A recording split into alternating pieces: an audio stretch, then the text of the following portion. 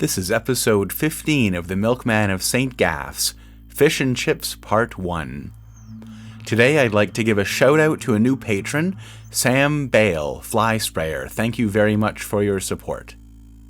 This podcast is written, recorded, and produced by me, Chris McClure. You can support the show through Patreon or Ko-fi. I really appreciate it. If you'd like to find out more, go to howiemilkman.com. It's time for the Milkman of St. Gaff's, starring Howie the Milkman.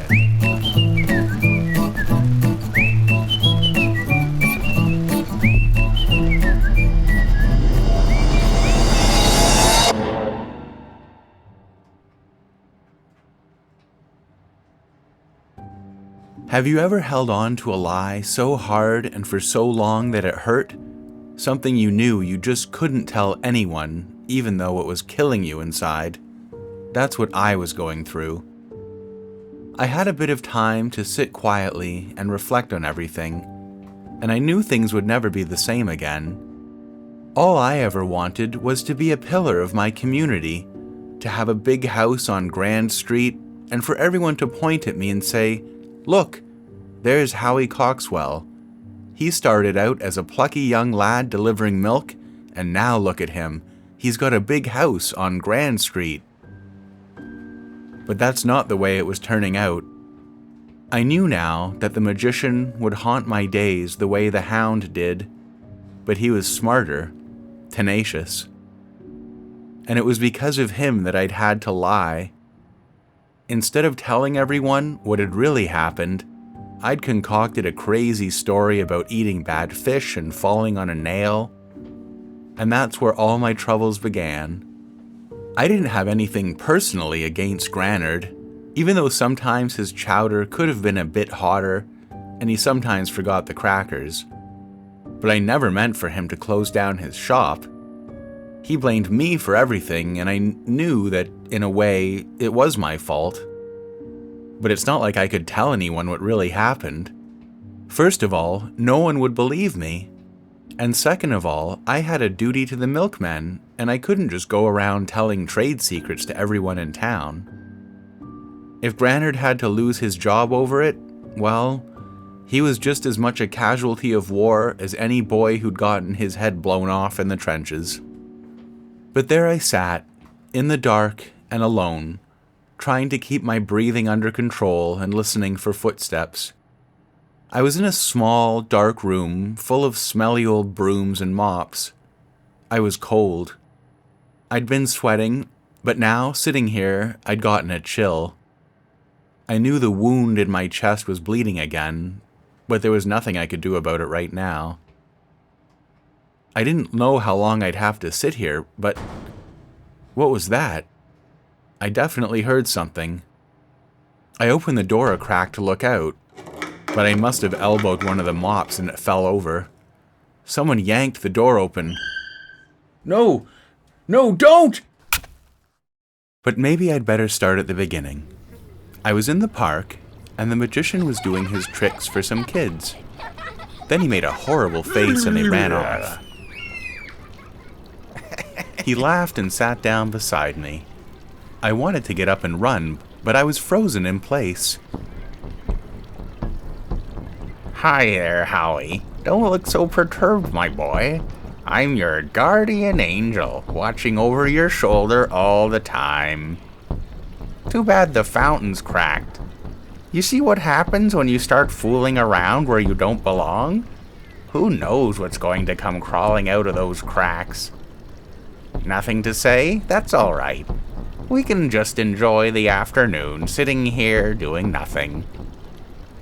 Then he started rubbing his stomach. I'm starving. Isn't there anywhere to get something good to eat in this town? I couldn't take my eyes away, as he actually pulled off his finger, and he put it in his mouth and started chewing. I bolted up and walked away. No one else seemed to notice him. Maybe I was just imagining things? I still had the pipe in my hands. Time to go home and lie down a bit, clear my head. Surely it was just a waking dream like Dr. Barrett had said. But then I also started to notice that some people were staring at me and giving me dirty looks. One plump fellow who I didn't know at all even stopped me. He put his finger right in my chest. "Hey, you're a damned liar, you are. You've got some nerve, you have." And then someone else shouted from not too far off, "Get back to the mainland, you lousy bugger." I just kept walking. It became clear that I was becoming unpopular. Who knew that Granard was so important to the town? It's like I'd cracked the social fabric of the community or something. I was actually a bit shocked at the ingratitude of the townsfolk. After all the milk I delivered, and all my efforts to suppress subversion, all they really seemed to care about was their fish sandwiches. I had some hope that the whole thing might blow over in a few days, but that afternoon there was a knock on my door. It was Mrs. Summertag and Inspector Piercy. "Oh, hi there, Howie. I hope you're not in any trouble, but the police wanted to see you." "You'll have to come with me, son." "Why? Where are we going?" "You'll find out soon enough." He didn't handcuff me or anything, so I figured I wasn't in too much trouble. Out on the street, I asked him again. "There's been an emergency meeting called with the mayor. You'll have to testify." "About what?" "I think you know very well what this is about, Mr. Coxwell." Now, I didn't know anything about the mayor, and hadn't even heard anyone talk about the mayor, but Piercy led me to the Red Lion Hotel downtown. The lobby was all red and gold with stone columns, big plush couches, and there was a fancy waiter in a black suit, and a big chandelier made out of thousands of bits of glittering glass. "Why are we in a hotel?" He just shrugged his shoulders. "It's the mayor's official residence and office." I didn't really know what to make of this, but I was pretty excited when we got to an elevator and Piercy pushed the button for the top floor. Up and up we went, until we got to the 6th floor. I'd never been up so high in a building before and couldn't wait to see the view. But when we went into the room, the big red curtains were all drawn, and it was a huge room. But there were some people there too, some sitting on couches. Corwin stood with a cocktail glass. Granard was there on the couch staring knives at me. There was a gramophone playing in the corner, a big 4-poster bed, a thick carpet, an ornate table with silver dishes, and a half-eaten chicken dinner and a bottle of wine. The fire was going in the fireplace, and there was a beautiful mechanical clock on the mantel.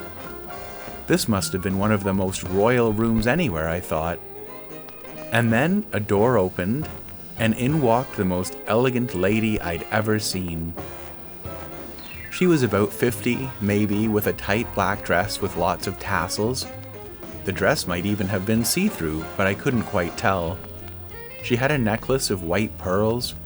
Her hair was all shiny and pinned back somehow, and there was a feather stuck in her hair too. She must be the mayor, I figured. "So, this is the milkman." "He's a liar," Granard said through gritted teeth. A nicely dressed man smoking a cigarette with a long holder spoke up without even looking my way. "Let's get this over with as quickly as possible, shall we?" The man with the cigarette continued. "We're here for an emergency injunction to keep Granard's chippery open until a health inspector arrives. Mr. Granard here alleges that Howie couldn't have gotten sick, that no one else has ever gotten sick, and that Mr. Coxwell here is really disgruntled because Mr. Granard forgot to include crackers with his last order of fish chowder." "That's not true, there were crackers." "Quiet," the mayor said. And then the man went on. "We've spoken to the doctor, who says there is little chance that Mr. Coxwell could have gotten sick from the fish. He suspects that something else happened to Mr. Coxwell to cause his hallucinations, but he is not at liberty to say what." I felt I was being sold out. They wanted to make me a patsy. I looked to Corwin pleadingly, but he said nothing. He just smiled at me with a slight air of menace. To make a long story short, it was decided that the chippery would reopen. Apparently, I was just a liar or really confused, but in any case, not someone to be taken seriously. And then, at the end of the proceedings, the mayor clapped her hands. Time for dancing. They put on a new record and ushered all the non-official people out of the room.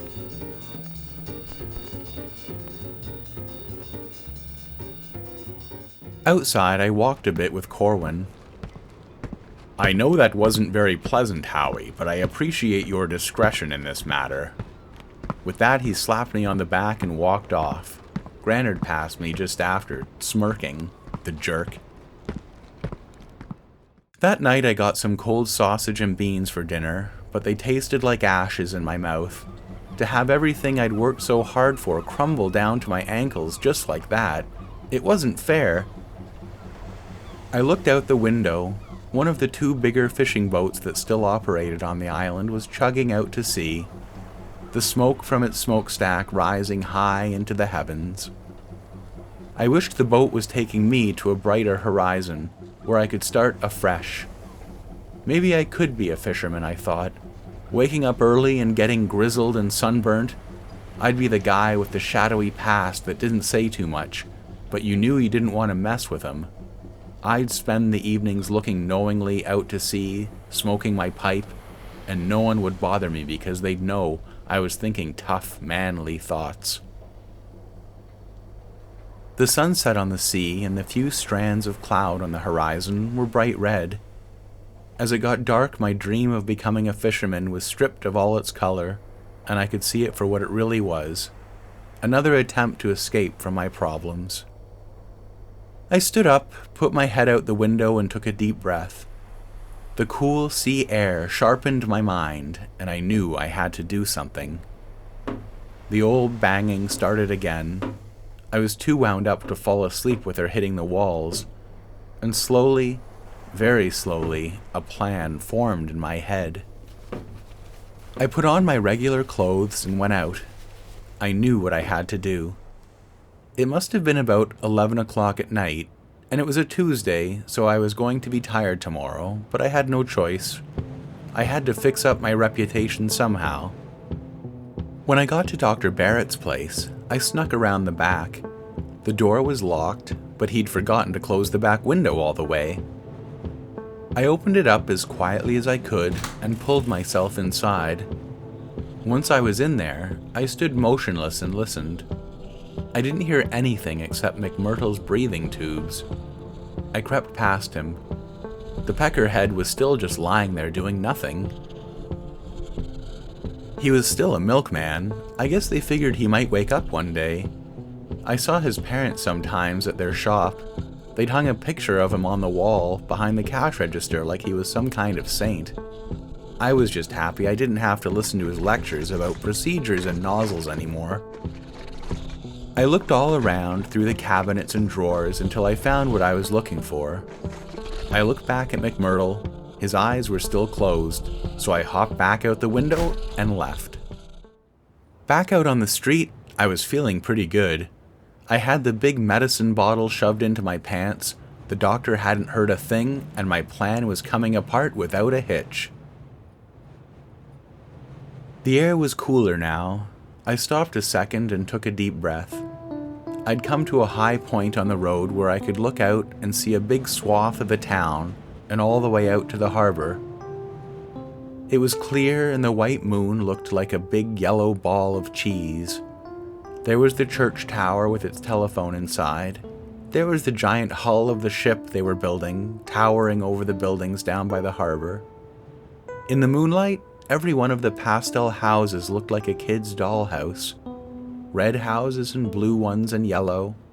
Some older ones made of stone sat at funny angles since they were older than the streets. Every house with its little people inside and its little couches and beds, a little bit of bread, a couple of empty milk bottles. Probably the same families had been living out their lives in the same houses forever. Everyone asleep and dreaming.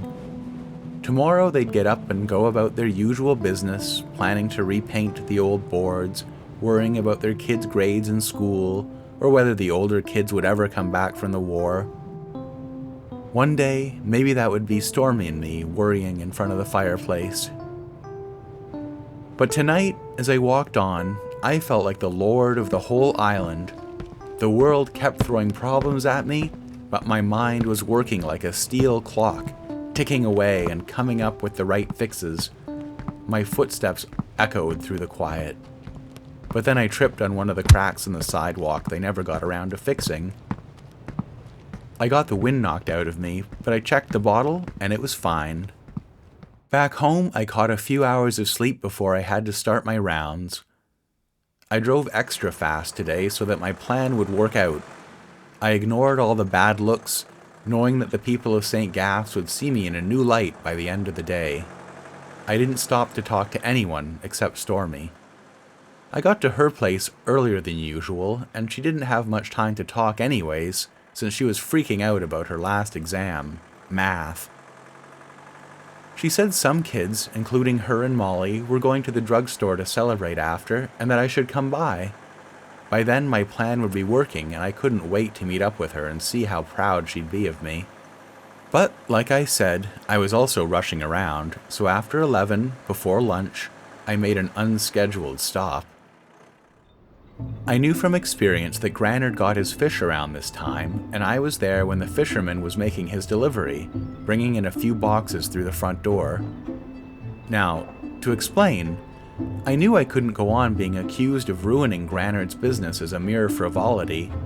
I knew that the only way to regain my fellow man's esteem was to make sure that I wasn't the only one who got sick from the fish. In any ways, the people deserved it for not believing me. So I hung around a little ways off watching the fish get unloaded, and then, when Granard was paying the fisherman and chit-chatting with him on the sidewalk, I snuck around the back alley. Lots of people didn't lock their doors around here, unlike back home. So I ducked inside, opened the bottle of Podexium, and poured it into the big pot of chowder Granard was making for lunch. Just after the last drop dropped, Granard came in. "Hey, what the hell are you doing here?" "Oh, I just wanted to come by and say that there's no hard feelings about everything. I guess I must have made a mistake and probably I didn't get sick from your fish." "And you had to sneak in the back to do that? Get out of here, you rascal." So out I went. If he couldn't let bygones be bygones, it wasn't my problem. I knew I was the bigger man since I was the one who'd come to apologize to him. I went about the rest of my day feeling pretty good. I could just imagine everyone was going to be saying for themselves, "Boy, oh boy, we should have listened to that Howie."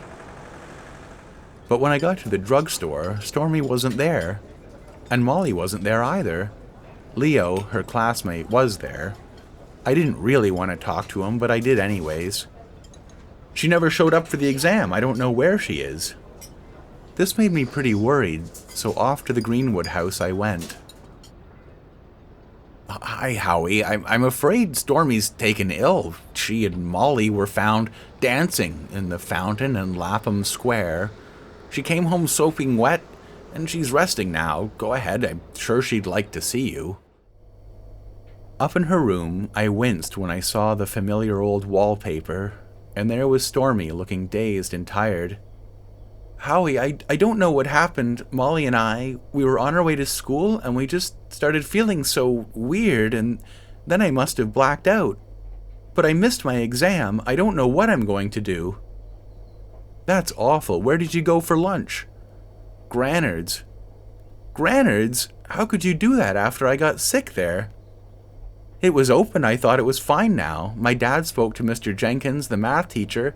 He says he saw me and Molly dancing in the fountain on his way home, and we were just skipping school and probably drunk. I don't know what to do. He's going to make me come back and do the course again next year when I'm supposed to be graduating." I left Stormy's house feeling pretty upset. I had half a mind to go see Mr. Jenkins and give him a piece of my mind, but I just didn't have time. At the milk station, I must have been looking pretty down in the mouth. Frank and Beaver were waiting for me. "Why so glum, chum?" Frank asked. I told him all about Stormy's troubles and the annoying teacher.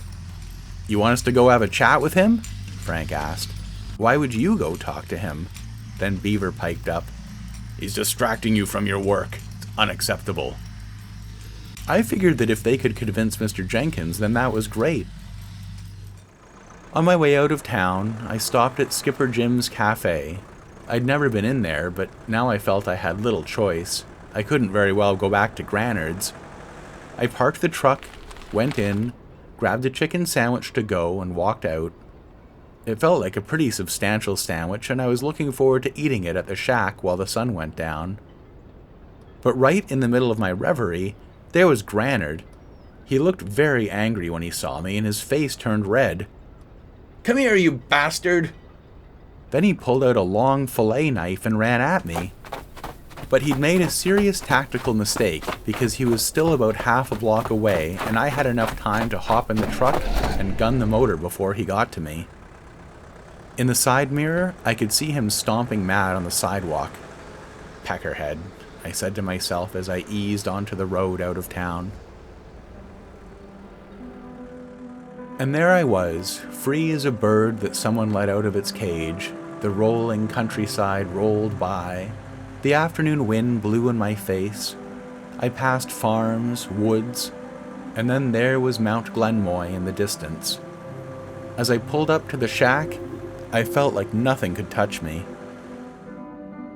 It was close to 5 already, so I went in and decided to send off the message before having my dinner. So I sat down, spread out my sheet, got the record player ready, and off I went.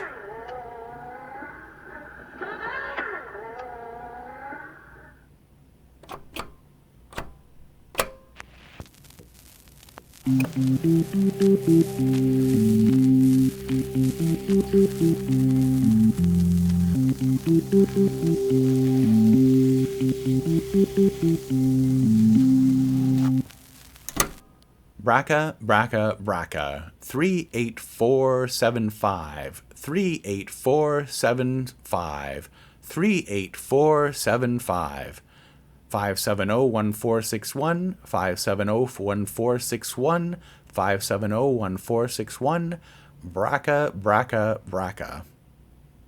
Then, instead of hanging up the receiver, I stopped and thought for a second.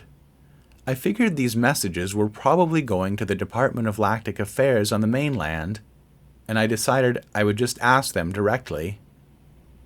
"If you're there, this is Howie Coxwell on St. Gaff's Island.